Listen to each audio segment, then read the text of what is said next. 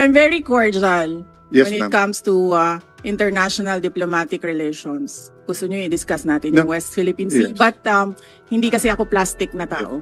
One, nag-lunch na po ba kayo? And Hindi kasi ako plastic na tao. Should only be up to the level of the Vice President. Hindi po pwede na umakyat ang information at ang security ng Vice President sa iba pang opisyal. Security is a trust and confidence position. Kasi ibibigay mo sa kanila yung kanang pagsalig nimo sa imuhang kinabuhi, hatag na nimo sa ilaha. Chair, Ngayon, Madam Vice President, magandang hapon po and welcome to the Senate. Magandang tanghali. I'd like to note that this committee is ruled by the women and kaming mga men ay nasa sidelines lang. I'd also like to note that although as a senator, naintindihan ko si Senator Risa na siyempre mas gusto kong cordial yung sagutan. But we also have to take into context that this is both legislative and political. And there are attacks against the Vice President regardless saan nanggagaling. So a little bit of latitude dahil we want kakampi man o kalaban to feel welcome. But I agree with Senator Risa naman na, how do we make it more cordial, no? So, Madam Vice President, may I ask just one question? Actually, two eh. One, nag-lunch na po ba kayo? And, yes, Senator Cayetano, nag-lunch na po ako. And I'm very cordial yes, when it ma'am. comes to international diplomatic relations. Gusto nyo i-discuss natin yung No. West Philippine Sea. Yes. But hindi kasi ako plastic na tao. No, I agree with you, ma'am. That's why nga sinasabi ko po na hindi lang to legislative, political din. That's why you should be given the latitude to answer in the way that you feel it could be properly answered, di ba? So kaya ko lang tinanong kung nag-lunch kayo kasi in the first 2 years, I know that you got a very warm welcome sa Senate. So I'm hoping sa budget hearing it doesn't change, no? I remember ang daming pumunta sa lunch noon. So my question lang, ma'am, is what can we do for the Office of the Vice President? Meron bang ni-request sa DBM na wala sa budget niyo so that we can consider it at the proper time? No, we are already okay with the approved budget from the Department of Budget. The approved proposed budget in the NEP from the Department of Budget and Management. And we leave it up to members of Congress to decide on the budget. Thank you. Thank you, Madam Chair. Thank you to the Office of the Vice President. Any more questions? Well, so it's always the chair that has the last spot for questions. So let me just ask, of course, the security of every government official is very important. And recently, it was discussed that a number of security personnel was taken out from the Office of the Vice President. I think, if I'm not mistaken, totally, the PNP said they recalled 373 personnel across all agencies. So I'd like to know, baka naman wala nang natirang security sa OVP, hindi naman, ano na bang status? Ilan ang tinanggal na security? At meron bang nagbabantay ngayon? Madam Chair, may I be allowed to give a very long answer about the security? Sure, as long as it answers the question. Sige, ma'am. Opo.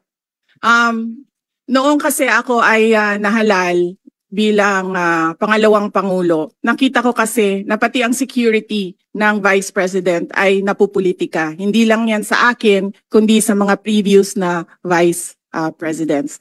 Kaya nung tapos na ang eleksyon pero hindi pa ako naupo, sumulat ako kay former Secretary Delphine Lorenzana. Sinabi ko sa kanya, Sir, ang security ng Vice President should only be up to the level of the Vice President. Hindi po pwede na umakyat ang information at ang security ng Vice President sa iba pang opisyal. And at the time, the Chief of Staff of the Armed Forces of the Philippines and the Secretary of the Department of National Defense agreed. That's why on June 2022, ito yung sa Armed Forces of the Philippines. On June 2022, the Secretary SND wrote to the Chief of Staff of the AFP from Vice Presidential Security Detachment under the PSG. Secretary Lorenzana ordered the Vice President Security and Protection Group, which is a separate entity from the PSG. So ito yung June 22, 2022. Ngayon, nag-issue ng orders ang AFP GHQ ng General Order 0917 to activate the reorganization from detachment to security group. On July 5, 2022, the activation order and the table of organization and equipment was released. Yes. All right. So, hindi ko alam kung ano ang nangyari sa Philippine National Police, but apparently they decided that they will mirror what the AFP did. So, noong December 9, 2022, inactivate ang Vice Presidential Protection Division under the PSPG. Ito under ng NHQ General Order OPL 22-22 and NAPOLCOM Resolution 2022-0675. Kaya po mali yung sinasabi ng lahat, hindi lang ako nagsasalita, ngayon lang ako nabigyan ng opportunity na magsalita. Hindi po tama na ikumpara yung term ni Vice President Leni Robredo at yung term ko in terms of security. Dahil yung security, yung VP-SPG at yung VP-PD sa PNP ay meron pong orders lahat. Ibig sabihin, there is a basis in law doon sa pag-activate sa kanila. Ngayon,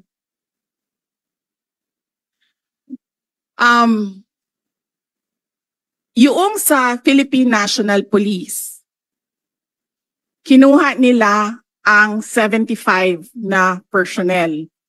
Sila ang pumili kung sino yung kukunin nila. Makikita nyo, as I said during in my statement, it was a targeted list. Madami doon sa mga security na yon. Security is a trust and confidence position. Kasi ibibigay mo sa kanila yung kanang pagsalig nimo sa imuhang kinabuhi, ihatag na nimo sa ilaha. Ngayon, nakalagay doon sa listahan, kasama ko since 2007 when I was Vice Mayor, kasama ko since 2010 when I was Mayor, and madami doon, kasama ko from 2016 during the term for 6 years of President Rodrigo Duterte. Makikita nyo yon sa listahan kung isa-isahin natin. So it was a targeted list. It was a political move. It was political harassment. Ngayon, nag-iwan sila ng 38. 38 na hindi namin kilala. 38 na sila ang nagsabi kung sino ang maiwan. Sinalatan namin sila.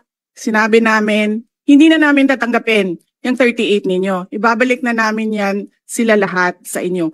So there are no more PNP personnel in the Office of the Vice President. Ang naiwan na lang ay yung mga nasa VP SPG under the Armed Forces of the Philippines. Wala pong ginagastos ang OVP sa sweldo nito nila lahat dahil hindi po sila hinahire. Personnel na po sila ng ating AFP na dinidetail papunta sa Office of the Vice President. So, to answer your question, Madam Chair, meron pong security and all of them under AFP because we refused the personnel na sinabi.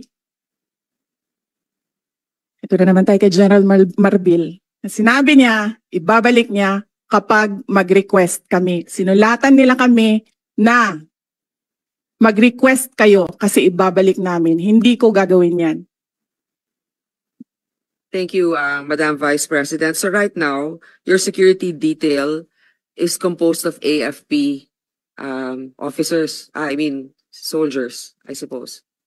Yes, Madam Chair, officers and enlisted personnel. Mga ilan-ilan kaya sila? May we request Colonel Lachica to answer? Nakakagulat din yung statement ng PNP. I guess he wants it on his record, but I find it a little also irregular na you're right, it's a trust issue. And if you're familiar with certain individuals, they have to explain why maybe in the budget hearing of the PNP, we can ask them why they chose the individuals to remove from your detail. But I'd like to know also how many is left from the AFP. And I think the AFP is also quite capable. Ilan po, Mr. Lachica? Madam Chair, good afternoon.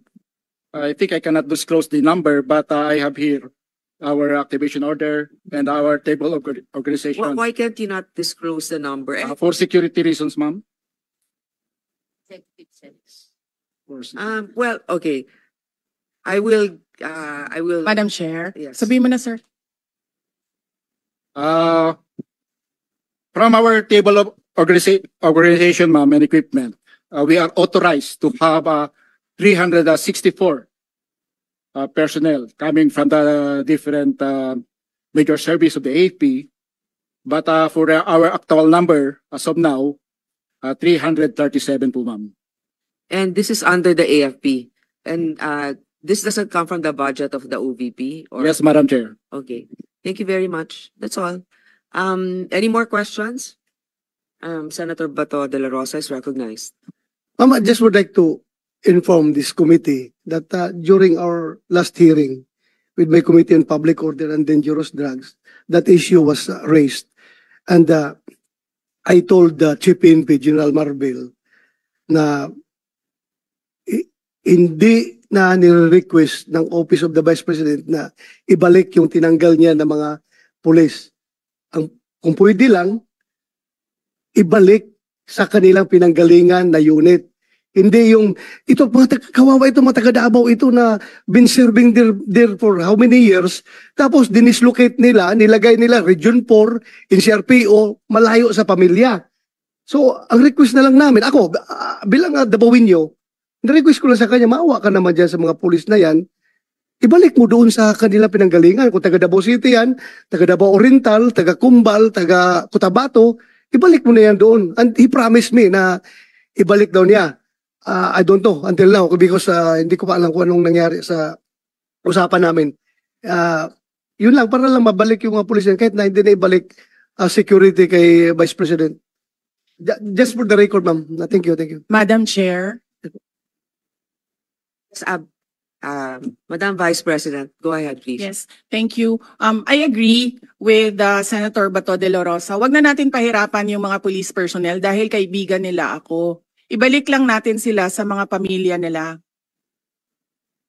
Thank you. Actually, Senator Tolentino is the Vice Chair for the Committee of the DILG for this budget season, Vice Chair Finance. So I would like you to ask the PNP Chief what led to that decision.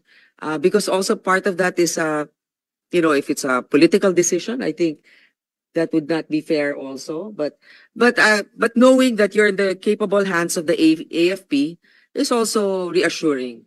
But this has to be raised. Definitely, Madam Chair, this will be asked as a policy question to be directed to the Chief PNP. Madam Chair. Senator Cayetano. Yeah, just because we're on security, Madam Vice President, could you indulge me in just one last question lang?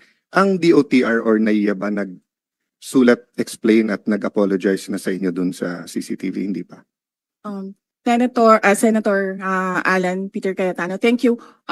Hindi, sir. Ang nangyari kasi dito, itong tao na ito apparently is assigned doon sa NAIA. Ang tao na ito is a media person na-assigned permanently, I think, sa NAIA because this is the second time na nilabas niya yung istorya sa mga anak ko. Yung una, when I left for Singapore, year 2021. Wala naman akong problema doon. Ang aking problema lang is itong tao na ito, nilalabas niya pati yung information na kasama ko yung mga anak ko. Alam namin kung sino siya. We have footage na kumukuha siya ng cellphone footage. Ang sinasabi ko lang doon sa aking statement ay dapat siguro i-beef up ng NAIA ang security nila dahil may tao doon sa boarding lounge na hindi pasahero at hindi employee ng gobyerno at hindi employee ng NAIA. Yun yung sinasabi ko. If you want to have a world-class airport, dapat world-class din yung security natin. Hindi siya pasahero. And in certain areas, bawal talaga, di ba? Sa immigration, dun sa may... there's certain areas na bawal kumuha. The reason I asked it, Madam Vice President, is, yun nga, yung minsan kasi nasa-sensationalize, nagkakampihan, but nakakalimutan yung point eh. So I don't know when it started, kung 2010, 2013, but I remember, Senator Risa, nung nung nagrarally tayo nung anti-GMA. 'Di ba? Sa rally ka lang makakita ng pulis na may camera, na may phone or camera, nakukunan tayo. But ngayon actually, pag landing mo sa airport, if you take a car or a chopper, parang SOP na ng pulis, nakunan ng picture. Minsan tinesting ko sila, sabi ko selfie na lang, sama kayo. Hindi. So I don't know, given the situation na nangyari sa inyo na pati pamilya. As you said, no? Like ako, sanay naman ako kunan ng picture whether they love me or hate me. That's why they want to get a picture. Minsan, pinapalitan yung lumabas doon sa 10,000 doon sa Rockwell. Actually, pinalitan nila yung audio. So, lumabas pa sa TV. Baliktad. Sumisigaw na idol ko si Alan. Pinalitan nila na minumura ako. Then yun yung lumabas. But the point is, just like the Vice President, what if you're with your kids? What if you're with your pamangkens? What if may nakipicture lang sa'yo? What if may kasabay ka lang sa aeroplano, sa Fastcraft, or sa ano? So, hindi ba, I don't know, Senator Bato, ikaw lang ang highest ranking PNP dito eh. Bakit ba may ganun? I mean, hindi ba sufficiente naman? I didn't intend to ask you. Baka I asked this But para I intend matanong to din. answer. Yeah. But I intend to Kasi- answer. No, kasi my point of view naman is, if it's for the record, unang-una, pag sumakay ka ng helicopter or ng aeroplano, dapat talaga may manifest yon. Pag landing mo, nandun yung police, eyewitness ka naman, dapat isulat yon. So if factually, pumunta yung Vice President sa aeroplano, sumakay sa papuntang Davao, factually naman pwede mo isulat eh. Hindi mo naman kailangan ng project nga, ang daming ghost, ayaw kunan ng COA at saka ng DPWH ng cellphone, nawawala yung project eh. Pero tao sa atin, yung security, parang medyo, yun nga, I find the problem, baka we should really look into that.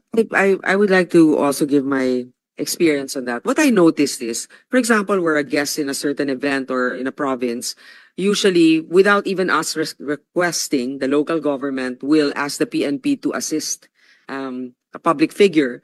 And the reason why they take pictures, and just like Senator Alan, I thought at first they wanted a selfie, but apparently it's to provide proof to their commanders that they render the service. Now, it's a different story if they just take a picture for the fun of it, to give, I don't know, for others, in areas where, let's say, there's limited access. So But that's to that point, Madam Chair, wala akong problema na kunan mo eh. But yung storage at paanong gagamitin, given that, so for example, we're talking about security ngayon, di ba? Kung sa Secret Service nga, na pinaka-professional, na kahit Democrat o Republican, may congressional hearing ngayon dahil dun sa nakalusot kay ex-President Trump. Sa atin pa kaya na we try na walang politika sa PNP at saka sa AFP, pero nakikita naman natin kahit anong administrasyon, meron talagang tendency. So, my point is, if they're there to keep their officials safe, is it actually safe? As the Vice President said, that nasa terminal ka na high security, meron may cellphone, kumukuha, hindi naman pala empleyado. So wala naman silang pananagutan sa batas or sa airport. Ganun din sa atin, wherever we go. Pagka nagbus ako papuntang Bicol, kung 8 hours yun, pupungas-pungas ka pa pagbaba mo. Kailangan mo siguraduhin na ano ka kasi may kukuha sa'yo. Then you don't know where that picture will go. You know, sometimes things happen for us to look into it. So I'm nalulungkot ako na yung na-involve yung pamilya ng ating Vice President, regardless no of whether we are for or against her politically. But I'm that this can get out of hand given the number of pictures, and yung DICT tumawag sa akin dahil sa Committee on Science and Technology at sabi nga grabe na ngayon yung hindi na katulad ng araw sa atin Photoshop lang. Ngayon pati boses, yung AI, yung deepfake, di ba? So pati video talagang pwedeng i-manipulate, no? kahit nga hindi ka nakunan pwedeng lumabas na may picture. No, as public figures, we cannot really avoid having our picture taken, but the issue here is in an area that's restricted. So I think that the DOTR has to do their best effort to make sure that only authorized individuals are in certain areas, and that they also have to take care of their CCTV, whatever. I mean, unless it's for the interest of the public, the safety of our national security issue, they better be careful with the information that they are handling. Senator Bato, you're recognized. Yeah, thank you, Madam Chair.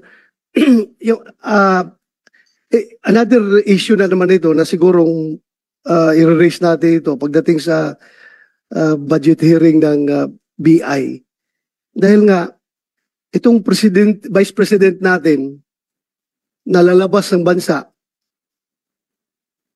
minumonitor nila. May nakuhang picture, pinalabas ang picture, pero yung wanted na si Alice Go, nakalabas ng bansa, hindi nila nakuha na picture. Anong klaseng mga government agency ito? Itong vice president natin na walang violation of law na ginawa, may malicious intent pa talaga na kinuha na picture, pinalabas at ginawang issue during the during the bagyo, ganun, ginawa ng political issue. Ngayon, ito ngayong si Alice Go na wanted nang may lumabas na warrant, hinahanap ng komite ni Senator Risa, nakalabas na walang kaabog-abog, hindi man lang na-monitor nila. So parang wrong focus of priority itong mga tao natin sa airport. We have to ask them during the budget hearing, anong priority nila? Politika ba o yung mandato nila? That's all, Madam Chair. Actually, I sympathize with our colleagues here na pinaghirapan talaga nila yung hearing doon sa POGO issue. Tapos walang parang kooperasyon sa mga, hindi ko naman sinilala lahat ha, doon sa imposible kasing makakaalis yon na walang otoridad na kasangkot. Diba? So anyway, that's another topic. So Madam just Chair, open that up during Yeah. the budget hearing of the PNP. Madam, just to put a conclusion, Madam Vice President, sa akin kasi po yung, kaya ko bringing up po yun, kasi iba po yung mali at iba yung hindi nila inaamin na mali. No, meaning dapat pagkalabas ng video na yon, nag-announce na kagad yung airport or yung picture, di ba, na we apologize to the public, to the Vice President, because you're our Vice President. I mean, whether they voted for you or not, President Marcos is our president, whether we voted for him or not. So, amin kayo eh. So, pag ginawa sa inyo, alam mo, kung ginawa sa inyo yan sa ibang bansa, nagwawala na yung DFA, no? So, ang point ko, Madam Chair, wala ka kasing narinig ka agad from the airport that we apologize, we're investigating, we have new guidelines, etc. That's why tinulay ko dun sa police, because it could suddenly happen to an ordinary mayor, congressman, barangay captain, if we're taking pictures everywhere. At having said that, as you said, we're open naman, wala naman tayo tinatago sa public. Baka gantihan ko na lang yung ibang police, kukunan ko rin sila pag nasa fort sila. Kukunan ko rin sila ng kukunan ng picture. Okay, I think there are no more questions. Senator Gatchalian is recognized. You have questions, sir, or just a message of support, perhaps? Thank you, Madam Chairman. I'm just here to express my support, my full support to the budget of the Vice President. Thank you. Thank you. With no other questions? I manifest the wholehearted approval of the greater number of the members of this committee, and that therefore it should be endorsed to the mother committee. If that is a motion, Madam Chair, I second that motion. It's Second, further in Second, motion, so- likewise. Yeah. Right. Lagpas na sa second yung mga motion eh. Okay, the budget of the Office of the Vice President is now deemed submitted to plenary. This hearing is suspended.